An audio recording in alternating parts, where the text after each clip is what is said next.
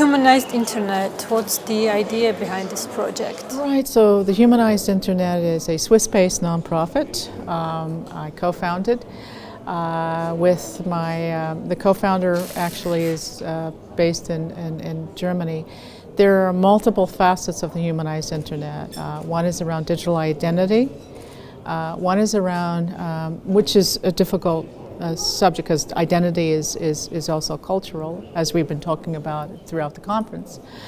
The other part is about what I'll call the ethical uses of technologies. And so one of the co-founders, I said, is on the board and based in Berlin, but he was at one point a Syrian refugee. And you cannot talk, his story is a story that you would find in, probably in the movies. And you can imagine what happens when one day you wake up and you have this terrible situation at your doorstep. He was studying, he happened to be studying tourism, I believe, in Greece, and you know the government knew that he was on the visa, but he literally, it's funny, he literally lost his passport, and basically they said you're going to have to go get a new passport. But the new passport would have been at the Syria. There was no Syrian embassy, really, and so that would have been his death. So he, you know, the many folks that you saw walk into Germany, circa, what was it, 2014, 15, he was one of those, and basically said, you know, you can see passports being forged, etc., but you know your identity is you know paper. Well, what about a digital, something that's digital, that's with you, that you can carry it like your digital lockbox, you know, your identity lockbox. Couldn't you do that rather than having all of this paper around you? We're still a very paper society, and so that was the kind of that was the creation of the Humanized Internet around digital identity, looking at self-sovereignty, looking at the ethical uses of technology. And we're soon to come out with a book about it, so which is going to put all of these narratives together, you know, and it's not about taking companies and hanging, you know, and putting them up to shame. It's also about asking the tough questions about what if. You know, and I always ask this question, what if you wake up one day, you know, I've been in refugee camps, what if you wake up one day, what are the documents you would take with you? And refugees have always told me their degrees, their marriage certificates, that's what they would take with them, because to prove that they did study medicine or they did have, you know, they were married, et cetera, et cetera. But you have only so much time, and that's the paper that you have to take with you. So, yeah, that's the Humanized Internet in a nutshell. What do you mean by saying digital identity? Well, I'm more or less looking at it from a what we'll call self-sovereign identity, or SSI. Some of the countries are looking at that already, like Germany and others. I think it's more or less where your identity, you are the owner of your identity. And so I'm looking at maybe a hard computer science problem, which is, could you have a digital lockbox that only you would have the keys to, right? Where would that be stored? Where would that be transported with you? Not with a central authority, that only you have it or your family members have it. We're not quite there yet, and that's what I'm looking at. I would like to, as Norvar said, to imagine the future.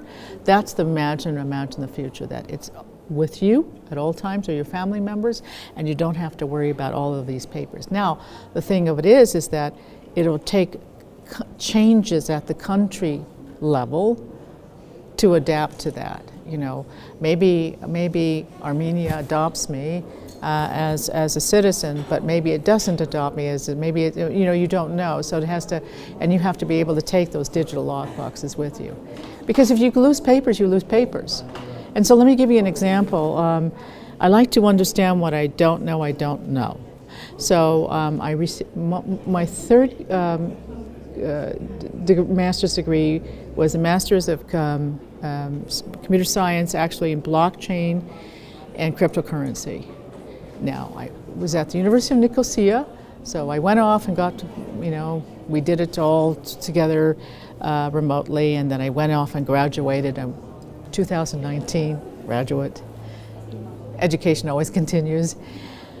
Yes, they presented me with my hard certificate, but they also registered it on blockchain, so that if the institution no longer exists, I can always point to it because it's time-stamped, right? Can you imagine? So other institutions and universities are starting to do that. It's a credentialing institution, that does that, such that if the institution goes out of business, it doesn't exist anymore, or such, what about my work experience? Would you hire me based on those digital kinds of keys and self-sovereign identity? That's where I think the future is, where we're going. It's going to take some time, but imagine it as that. Rather than a bunch of papers. We're still very, very paper-oriented. Produce this paper, that paper. I think in the world of just artificial intelligence itself, we're going to see e-prescriptions, where you don't need a written paper anymore. So think about it from that perspective. This does sound like a really good idea. But what problems or challenges do we have? Why don't we really move to this digital identity world? I think there's a move toward it eventually. I think there are issues around security, making sure that you have the security that's foundational, or you have levels of privacy. Again, but with the digital keys, that would be possible. I think that countries, and especially Armenia, has a chance to experiment here. You do, as a country, have a chance and opportunity to experiment with these types of technologies that create something called self-sovereign identity, or credential you on your degree on blockchain as an example, or and so on and so forth, such that it's always for you. And so I think because it's so new for countries, and it's so new because you're talking about public sector, and public sector typically takes time. But since Armenia is a small country, it will perhaps be easier to implement something like that here than That's the thesis, absolutely. And why not? And then that would be the use case examples of doing exactly that. I think that would be, it's an opportunity from my perspective for Armenia to experiment with, for its citizens.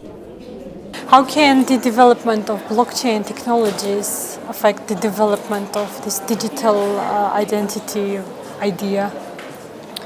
On one hand, is blockchain. You have low-hanging fruit called credentialing, and so I think that's an area. I gave you an example of that. I can give you a paper, but I can credential it on the institution, the government, or the university credentials that. What we call the blockchain. There's a key, there's a reference, and it's reference. I know that reference, right? That exists. That's already available. That's been in existence for several years now, and I think there's an intersectionality to this whole notion of digital self-sovereign identity, because then you can actually think about that lockbox. It may be making a leap, right? So, but it's still out there to be done. I know that some companies are looking at it for creating access to banks or whatever, right? So that or access for employees to come in rather than a badge, that they know who you are. So that would be something definitely in that direction. I'll probably be working with the World Economic Forum on this whole notion of digital identity or self-sovereign identity, because it's a space, I've been asked, but it'll soon be announced, it's a space that for the future countries want to look at. And so, that's an area, and again, I'll just say Armenia is an opportunity for the country. Do you think the governments of different countries will be okay with this idea of digitalizing the identities?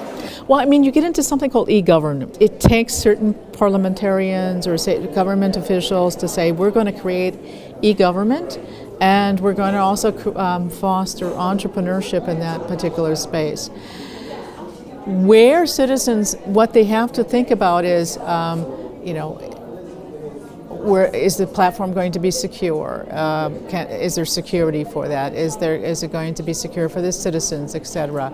I think those are going to be areas that can be explored, and some countries are starting to look at. And so, yeah, as long as the citizens are aware of what that means, and as long as they're part of the conversation, and as long as it's provable that it's constantly going to be secure, that's going to be very critical. Now, one of the areas about self-sovereign identity or identity and its space, especially around privacy, is why should I give you all this data when you don't need this data?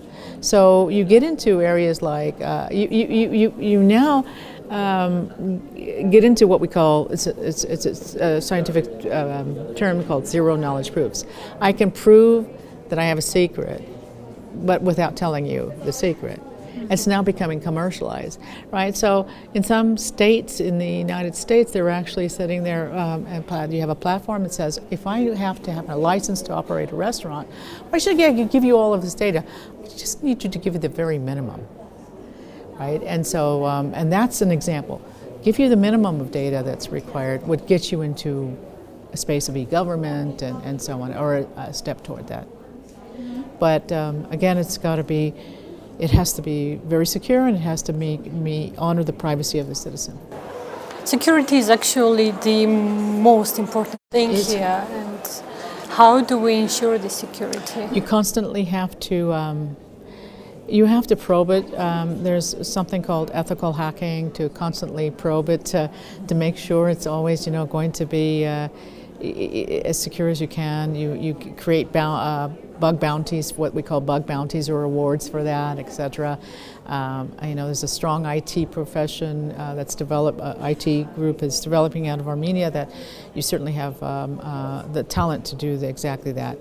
And the citizen has to be comfortable. Because what you don't want is the leakage of it.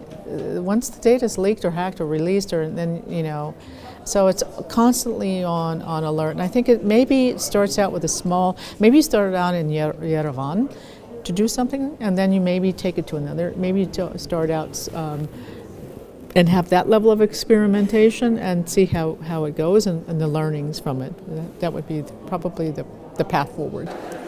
So, in your opinion, when will we finally appear in a world of digital identities? Oh, you mean like digital twins or avatars, or when we'll have truly working digital identities? I think we're on the step forward toward that. I mean, again, it's all it's with the caveat that it's all yours. I always call it the Trezor, your lockbox, right?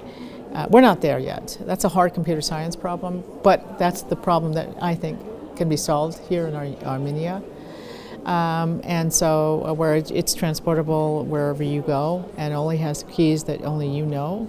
Not like the keys to your front door, but it's crypto keys that only you or maybe your family members have.